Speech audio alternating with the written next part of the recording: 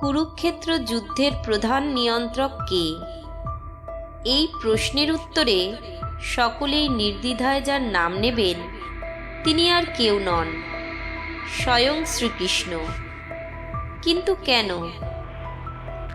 এক পক্ষে পিতামহ ভীষ্ম, গুরু দ্রোণ, কৃপাচার্য, অপর পক্ষে মহাবলী ভীম, শ্রেষ্ঠ ধনুর্ধর অর্জুন ইত্যাদি মহাবীররা যুদ্ধে সরাসরি অংশগ্রহণ করার পরেও এরা মূল নিয়ন্ত্রক না হয়ে মুখ্য নিয়ন্ত্রক হলেন কিনা শ্রীকৃষ্ণ, যিনি এই মহাযুদ্ধে একদিনের জন্য অস্ত্র ধারণ করলেন না, একটিও শত্রু নিধন করলেন না।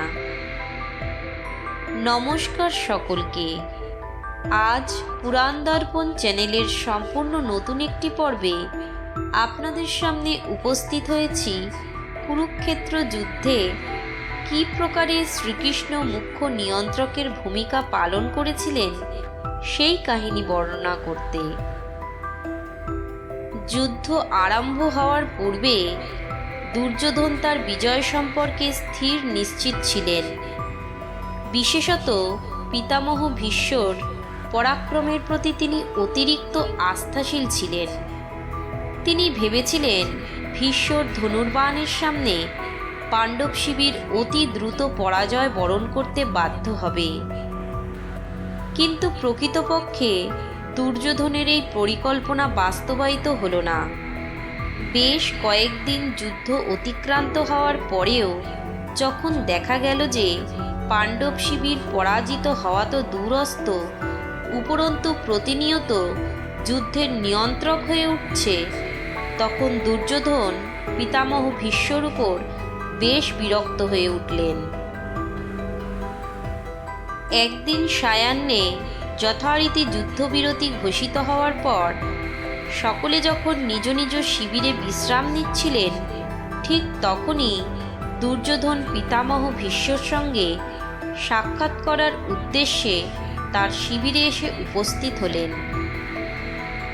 ভীষ্ম অসময়ে তার আগমনের কারণ জানতে চাইলে দুর্যোধন বেশ উত্তেজিত স্বরে বললেন, হে পিতামহ, আমার কেন জানি না মনে হচ্ছে আপনি বোধহয় প্রকৃত কায়মনোবাক্যে পাণ্ডবদের পরাজয় কামনা করেন না। হস্তিনাপুরের সিংহাসনের প্রতি আপনার দায়বদ্ধতা সম্ভবত চিড় ধরেছে। দুর্যোধনের অনুযোগ শুনে ভীষ্ম যার পরনায় বিরক্তি প্রকাশ করে তাকে এহেন মন্তব্যের কারণ জিজ্ঞাসা করলেন। দুর্যোধন রাগত স্বরেই উত্তর দিলেন, হে গঙ্গা পুত্র, আপনি পৃথিবীর শ্রেষ্ঠ বীর, স্বয়ং পরশুরামের শিষ্য। আপনি চাইলেই পাণ্ডবদের নিমেষে হত্যা করে এই যুদ্ধের অবসান এবং হস্তিনাপুরের সিংহাসনকে সুরক্ষিত করতে পারেন। কিন্তু আমার আশঙ্কা হচ্ছে যে ন্যায়নীতির পরাকাষ্ঠারূপে সমগ্র বিশ্বে আপনি সমাদৃত, সেই পথ হতে আপনি সম্ভবত ভ্রষ্ট হয়েছেন। দুর্যোধন আরও বললেন, কৌরব সেনাপ্রধান হিসাবে আপনার কর্তব্য ছিল পাণ্ডবদের শত্রুপক্ষ বিবেচনা করে তাদের নিধন করা, কিন্তু তার পরিবর্তে পঞ্চ পাণ্ডবকে আপনি আপনার স্নেহের বংশজরূপে নির্ধারণ করে তাদের প্রাণ রক্ষা করে চলেছেন। হে পিতামহ ভীষ্ম, আপনি আপনার ক্ষত্রিয় নীতির বিরোধিতা করেছেন এবং এই রূপে আপনি নীতিভ্রষ্ট হয়ে পড়েছেন। দুর্যোধন সম্ভবত আরও কিছু বলতেন, কিন্তু এই পর্যন্ত শুনেই ধৈর্যচ্যুতি হল ভীষ্মর।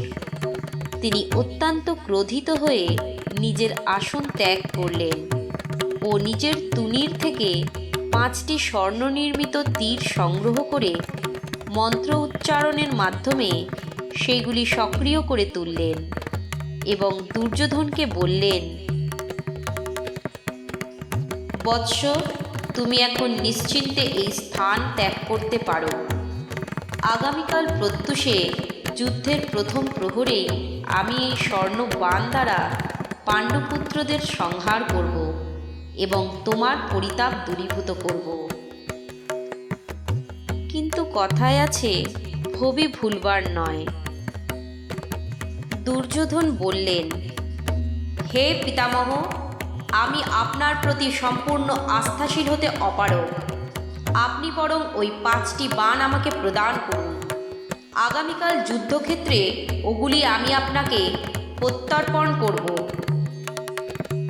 গঙ্গাপুত্র খানিক কি যেন ভাবলেন এবং স্মিত হেসে বাণ 5টি দুর্যোধনকে সমর্পণ করলে দুর্যোধন পরিতৃপ্ত চিত্তে সেই স্থান পরিত্যাগ করলেন। এক্ষণে পাণ্ডব শিবিরেও সকলে যখন নিদ্রামগ্ন, তখন একমাত্র শ্রীকৃষ্ণকেই দেখা গেল নিজের শিবিরে গভীর চিন্তায় ডুবে রয়েছেন। খানিকক্ষণ পর তিনি তার পরিচারকের মাধ্যমে অর্জুনকে সংবাদ পাঠালেন তৎক্ষণাৎ তার সঙ্গে সাক্ষাৎ করতে। সংবাদ পাওয়া মাত্রই এসে উপস্থিত হলেন তৃতীয় পাণ্ডব। শ্রীকৃষ্ণকে নমস্কার করে জানতে চাইলেন এত রাত্রে তলবের হেতু। শ্রীকৃষ্ণ বললেন,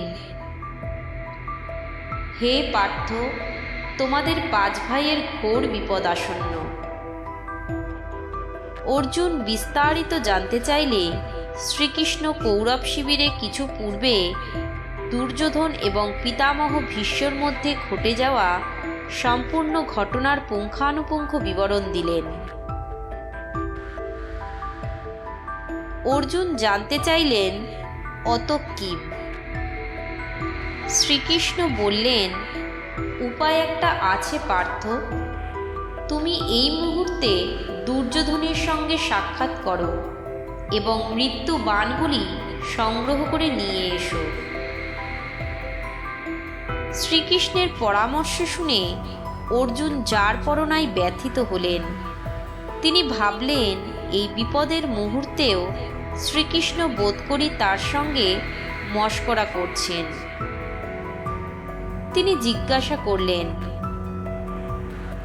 হে কৃষ্ণ, আপনি যখন সন্ধি স্থাপনের প্রস্তাব নিয়ে হস্তিনাপুর গিয়েছিলেন, তখন যে দুরাত্মা দুর্যোধন আপনাকেও পর্যন্ত অপমান করতে বিন্দুমাত্র দ্বিধা করেননি, সে কিনা পঞ্চপাণ্ডবকে হত্যা করবার এত বড় সুযোগ এত সহজে হস্তান্তর করবে, একথা আপনি আমাকে বিশ্বাস করতে বলছেন?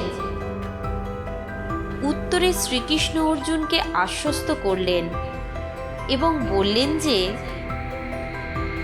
দুর্যোধন যত বড়ই দুরাত্মা হোক না কেন, সে তার ক্ষত্রিয় ধর্ম পালন রক্ষার্থে তোমাকে নিরাশা করতে পারবে না।